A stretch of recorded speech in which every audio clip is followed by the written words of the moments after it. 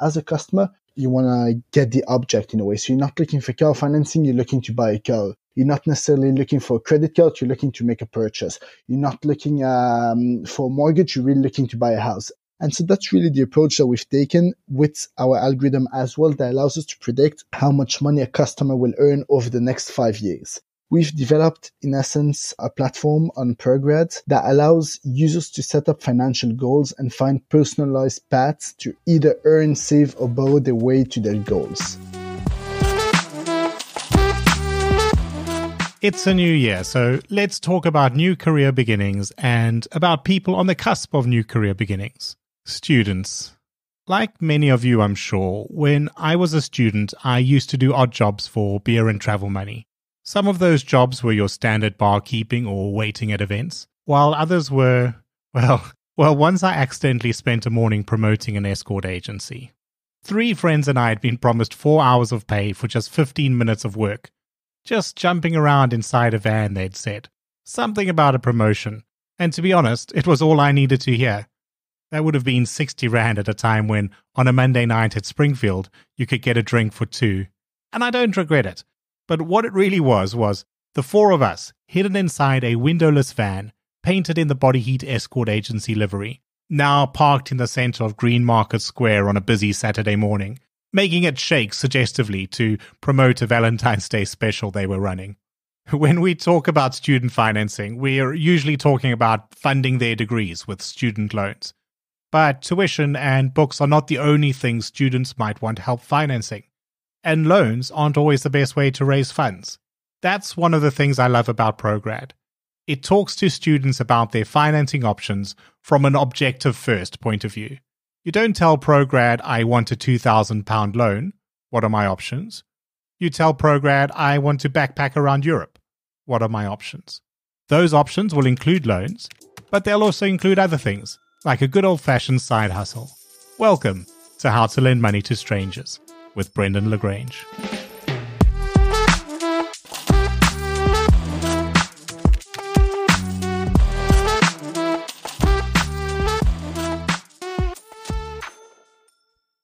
Ethan Fraenkel, co-founder and CEO of ProGrad, welcome to the show.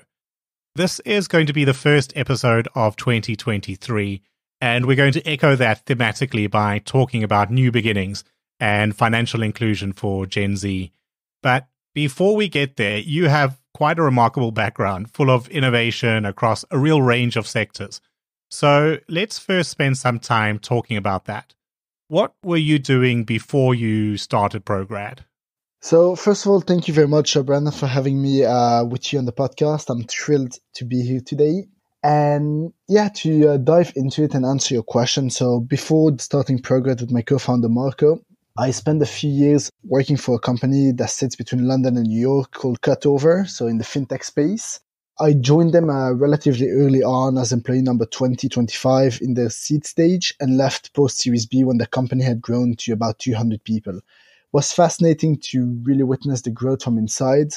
And before this, had also spent a bit of time doing a coding bootcamp where I learned how to code. And that's really where I got immersed into the world of entrepreneurship. And that's really, in a way, how I kickstarted my tech and entrepreneurial life and career. You obviously had a bit of a history then in entrepreneurship or around entrepreneurship. But what was the spark that led you to back out of the paid employment field and go and start ProGrad?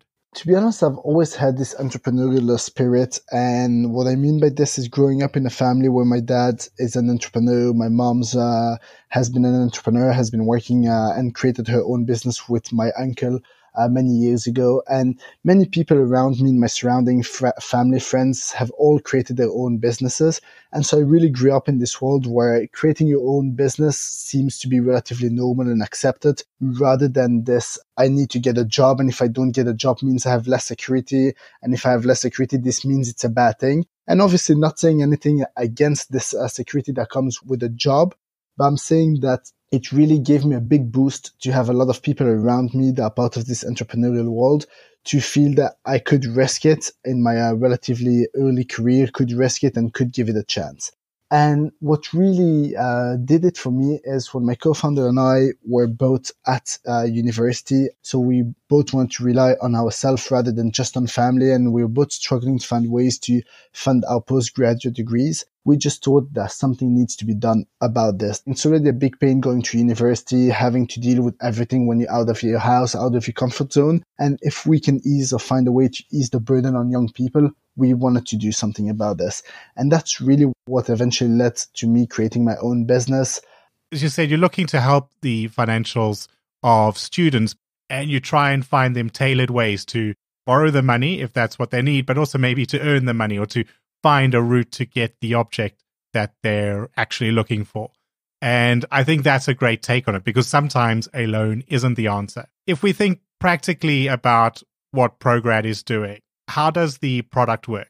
So initially, two approaches before I'll dive a bit more into what we do, but we've taken the idea that users nowadays don't look for a specific financial product. And what I mean by this is, as a customer, you don't really look for a car financing. You want to get the object in a way. So you're not looking for car financing. You're looking to buy a car. You're not necessarily looking for a credit card. You're looking to make a purchase. You're not looking for a mortgage. You're really looking to buy a house. And of course, very often a financial product or some finances around this will be the consequences of what you're trying to buy or get in your life. And so that's really the approach that we've taken with our algorithm as well, that allows us to predict how much money a customer will earn over the next 5 years. And we've developed, in essence, a platform on ProGrad that allows users to set up financial goals and find personalized paths to either earn, save, or borrow their way to their goals. And basically at ProGrad, so we use, as I mentioned, our proprietary models that matches users with solutions from different providers that could help them achieve their targets, including side hustles, flexible work, saving accounts, credit card, car finance, and many more products. All of this with the idea that a customer never comes to ProGrad looking for a specific product. Unlike other websites where you come to your website looking for a specific credit card, specific loan, we really take this approach that we want to educate young people on different financial topics and then really serve them with the right solution for their problems or for their goals. So customer can come to ProGrad, tell us, hey ProGrad, I'm looking for £5,000 to buy a car. Awesome. How can we help you get this? Yes, car financing is one option, but can we maybe have a combination of you earning a bit of money through one of our partners on top of you saving a bit of money and you borrowing a bit of money? All of this will allow you to find the most optimal way for you to have a solution to your needs. I was recently watching a TED Talk that Guy Kawasaki gave 8 years ago, so pretty old, but still very impactful. I'll link it in the notes, but he talks about companies needing to make meaning. What are you enabling? So no, exactly. I think you spot on right with this. And one of the things that we've heard from all the feedback from users is that, and of course, like everything that I say, like at the end of the day, we really do need to have all of those partners on board in order to find the best ways for our customers to find solutions to their needs. But it is true that a lot of our users have come back to us with feedback that they're looking increasingly to find more ways to earn money rather than just borrow money. So they really want to have a combination rather than just one specific solution. And at the end of the day, the lender only has this specific product to offer, which is very important in our economy and our society and for young people as well. But we just take a bit more, as you said at the beginning, a bit more of an holistic approach where we want to give a lot of different options to customers based on what's sustainable for them and based on what makes sense for them at their specific moment in life. How do you bring your partners into this ecosystem to make this holistic approach work?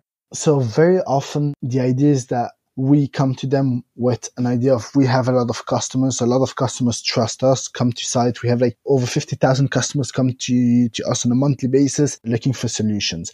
We can put you on site and we can really create this win-win approach. Like when you make money, we make money. As in, if we refer a customer to you, this customer is valuable, then we basically get a piece of the cake back. And that's usually an easy pitch for our partners because they really love the approach of you bring us customers, you bring us value. And on top of this, you bring us this additional data that we can't really find anywhere else. And this additional data source that allows us to predict better, that allows us to understand where a customer is going to be in the future. And frankly, also allows them to give more sustainable credit to our customers. So that's in essence the pitch for us with our partners, which I believe when we create a win-win, and which is what we're trying to create, a win for the user, a win for the partner, a win for us, no one should feel excluded, and when everyone wins, just makes it easier to pitch it to both the user and the partner as well. Have you got any tips and tools and tricks that you help these customers access the loans, or is it how you select your partners? How are you helping this population that's generally underserved? One additional feature that we've introduced in our product very recently is the component of time. And what I mean by this is a customer can come to us not just looking for a product today, but with a goal in the future. To give you a concrete example, a customer can come to us, tell us, ProGrad, I'm looking to get married in a year's time, and for this I'll need £20,000, just throwing a random number. Awesome. Can you get me ready to this? We will assess whether the customer is credit worthy, yes, no, and really understand what the optimal way for this customer is to get to their goal. And by doing this, by having added this component of time, we can now prepare the customer for these £20,000 in a way that's quite different than any other companies in the market. So we can have a customer who, let's say, isn't credit worthy. We can give them a credit building product for 6 months where the customer can build up their credit for 6 months and end up having a good credit score. But meanwhile, they're doing this, we can help them save a bit more money. We can help them earn a bit more money for 6 months. And then after 6 months, come back to the customer and tell the customer, you've now put, let's say, £10,000 on the side. We've built you an amazing credit profile. Now, for the remaining £15,000 that you're looking to get, we can borrow this, and we have all of these good options for you that we've selected, handpicked for you, and you can now decide which one makes the most sense. We'll give you the pros, the cons of all of these without advising you, because we're not regulated for this, but really giving you all the different options and telling you these are the pros, the cons with every single lender that we have on site. We will only have lenders on site that we believe are sustainable for customers, but we still want to give the customer the right choice, or the choice to make the right selection for them. And it's not, oh, you're not credit worthy today, you're not going to get anything with us, come back in a year's time when you're credit worthy. No, actually, let's help you get to that position in which you're credit worthy. And on top of this, we also have our algorithm, as I mentioned and as you alluded to, that allows us to predict where the customer is going to be over the next few years. And this is data that we share with some financial partners that allows them to make different decisions than they would otherwise on people with a thin credit profile. You talked about assessing whether the consumer is creditworthy. Is that also an algorithm you're running in-house, or how are you coming up with the determination of whether they're creditworthy or not? So we definitely initially run a soft credit check as well with the credit bureaus in order to understand, and also because we're regulated by the FCA. So we run it in order to really understand what's the traditional approach on this customer. Is he/she perceived as creditworthy or not by traditional means? And then on top of this, we want to add our own assessment on predicting where the customer will be from an earning point of view. And by doing this, we really tackle on the affordability angle. So really taking the approach of, let's say you're a student today, but tomorrow you might be an engineer earning X, or you might be someone in the art world earning Y, and you might be able to afford more money than you believe you could, or more money than a lender believes you could. But similarly and equally as important, when we have a customer that makes a certain amount of money, but we predict that the customer won't be earning a lot more money in the coming years, this also allows us to tell the customer, listen, you shouldn't be borrowing more than X, because that might have an impact on you later on, where this might be unsustainable. You may believe that this is sustainable to you right now, but in a year, 2 years, 3 years time, because macroeconomic environment, because of job vacancies, etc., this might become a bit unsustainable for you, or because of cost of living crisis. So really allows us to do it in both directions, our algorithm. Often in credit, we're looking backwards. We're saying, how have you repaid your debts over the last year or 2 years? And that tells me about how creditworthy you are today. But it's, looking backwards. What patterns have you established? And for me, as somebody in my 40s, that's probably a fine way to do it. But so much is changing when you're 20. If I think back, one, genuinely as a student, going from that to the working field. And there are all these different trajectories. What field are you in? What type of company are you working for? What's your specialty? Have you gone out of university on a low base, but every few months your salary's doubling? Or have you gone in at quite a good salary, but you're just now in the world of 5% increases year over year? So much happens when you're at that stage. It's exponential. And it just means it's so much more important to look at where will you be in 5 years? Because 20 to 25, far more is going to happen than 40 to 45 or 50 to 55. So important for your target of Gen Z in particular. Although I'd argue in the sort of volatile world we're in now, very important for all lenders to be thinking a little bit more about where will the customer be in a few years' time. I think there's one more area of it that you are building here that is enviable among lenders, and that's the community. It is very true that for us, community is of key importance. It really sits for us under this umbrella of educating young people. And what I mean by this is we don't just want to attract customers on our website and just sell them any product because we can make more money out of this product. The real idea behind it is that let's bring a customer to site, let's educate them, and let's educate them in different ways.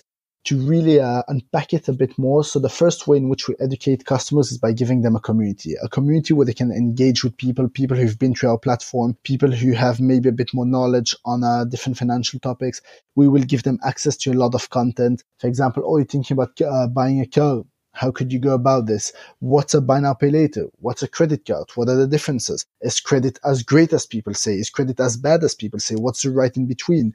What are alternatives to credit? Really giving them a lot of answers to some of the financial questions that they have. Also allows them to post questions, get answers, and meet like-minded people. Again, we're not looking to replicate a Facebook or Meta, as it's called nowadays, and create a massive social network, but we're really looking to give young people access to a community based on financial needs or based on educating them on financial topics. So on the community page of ProGrad, but also really throughout the process. When a customer comes and selects one of our products or is looking at different products, we have a lot of pop-up videos that will come. So our platform is extremely clickable and basically allows a customer to, for example, if a customer sees, this lender is giving you an APR of X%.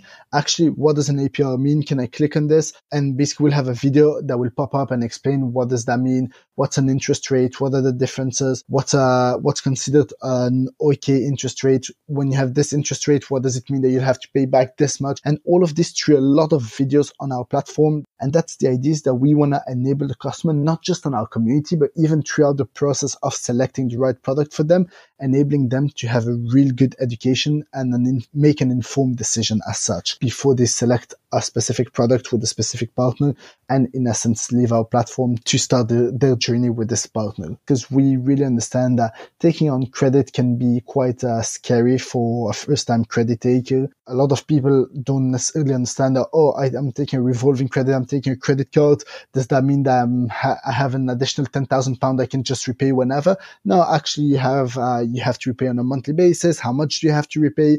What are the consequences if you don't repay? We really want to enable the customer to understand all of this before they make the most informed decision for themselves. While we're talking about that platform, where can people go if they want to join that community, or if they simply want to learn from some of that content, see what is happening at ProGrad? What's the first port of call?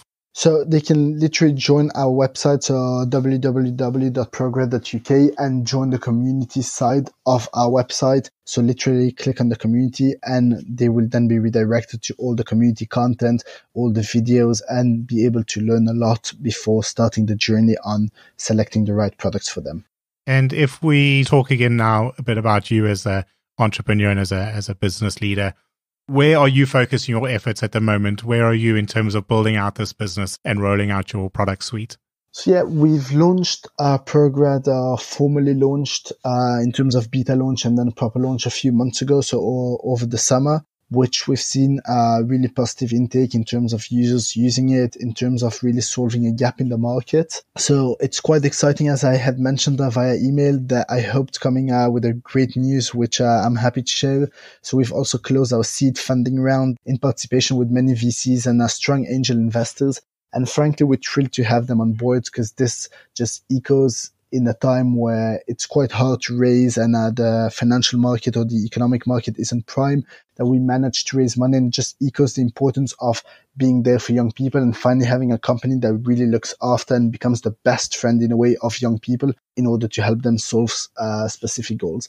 On a weekly basis at the moment, we're onboarding new partners to join our marketplace. So at the moment, having over 40-50 companies on the marketplace, looking to pretty much double it in coming months. And on top of this, releasing more and more features that are really cool to our platform and that will help young people navigate throughout their financial journey and financial experience.